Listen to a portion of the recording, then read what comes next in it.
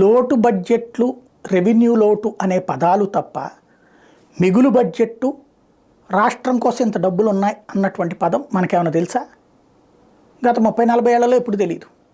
కాంగ్రెస్ అధికారంలో ఉన్న, తెలంగాణలో బీఆర్ఎస్ అధికారంలో ఉన్న, ఉమ్మడి ఆంధ్రప్రదేశ్లో తెలుగుదేశం అధికారంలో ఉన్న, విభజిత ఆంధ్రప్రదేశ్లో బీఆర్ఎస్, అలాగే ఇటు పక్కన తెలుగుదేశం అధికారంలో ఉన్న, ఇప్పుడు వైసీపీ అధికారంలో ఉన్న. రెవెన్యూ లోటు కనబడుతుంటుంది ప్రతి బడ్జెట్లోనూ.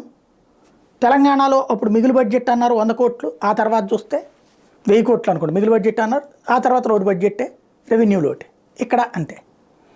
అదే ఉత్తరప్రదేశ్ ఓ పేద రాష్ట్రం, అక్కడి నుంచి పనులకి ఇటు పక్కకు కూడా వస్తుంటారు బోల్డ్ అంతమంది. ఇవాళ యోగి ఆదిత్యనాథ్ వచ్చాక పరిపాలన అంటే ఎట్లా ఉండాలి? ఉచితంగా ఇళ్ళు ఇచ్చాడు, సంక్షేమ పథకాలు పెడుతున్నాడు. అయితే ఇక్కడ ఉన్నటువంటి వేల కోట్ల రూపాయలు వేలు పంచడం కాదు, సంక్షేమ పథకాలు అవసరమైన వాళ్ళకి అర్హులుగా